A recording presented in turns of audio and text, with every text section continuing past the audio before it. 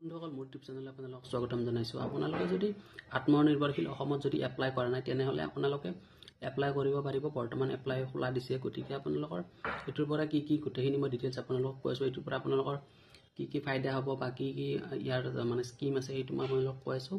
গতিকে ভিডিঅ'টো সম্পূৰ্ণকৈ চাই থাকক। ভিডিঅ'টো ভাল লাগিলে লাইক কৰি দিব, শ্বেয়াৰ কৰি দিব আৰু চেনেলটো ছাবস্ক্ৰাইব কৰি দিব। মই আপোনালোকক কৈ আছোঁ এতিয়া আত্মনিৰ্ভৰশীল অসমটো যিটো আছে এইটো হ'ল চিফ মিনিষ্টাৰ আত্মনিৰ্ভৰশীল অসম অভিযান 2.0 ঠিক আছে।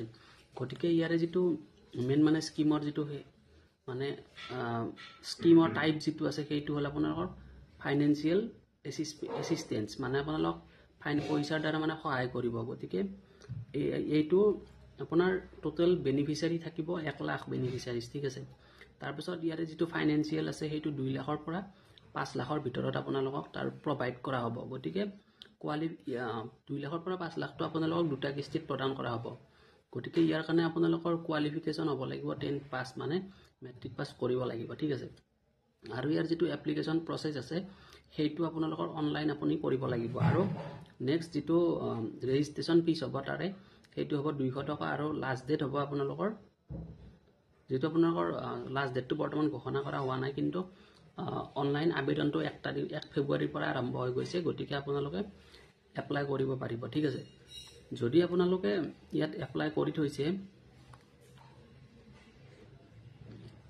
যদি আগতে কৰি থৈছে তেনেহ'লে গমেই পাব আপোনালোকে।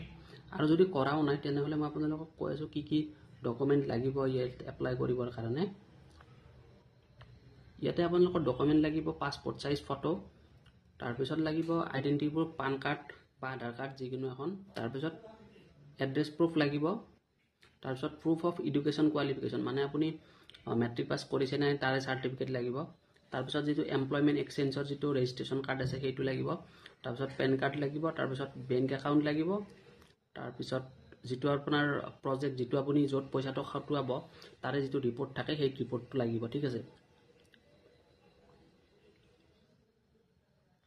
তাৰপিছত এইখিনি হোৱাৰ পিছত আপোনালোকে যিটো তাৰ অনলাইন যিটো আবেদন সেইটো আপোনালোকে অনলাইন যোগে আবেদন কৰিব লাগিব ঠিক আছে। ইয়াৰ মেইন মানে যিটো অনলাইন ডেট ষ্টাৰ্ট হৈছে সেইটো 1 ফেব্ৰুৱাৰীৰ পৰা ষ্টাৰ্ট হৈছে। তাৰপিছত এইটো যিটো লোন এমাউণ্টটো আছে সেইটো আপোনালোকক 2টা কিস্তিত প্ৰভাইড কৰা হ'ব। আৰু ইয়াৰ ডকুমেণ্টখিনি কৈ দিলোঁ মই। তাৰপিছত ধৰণৰ গভাৰ্মেণ্ট ৰিলেটেড যিটো স্কিম আহিব তাৰ ভিডিঅ' মই আপোনালোকক মোৰ চেনেলত আপলোড কৰিয়ে থাকোঁ। গতিকে আপোনালোকে মোৰ চেনেলটো ছাবস্ক্ৰাইব কৰিবলৈ নাপাহৰিব আৰু ফেচবুকত চাই ফ'ল' কৰি দিব। Thank U.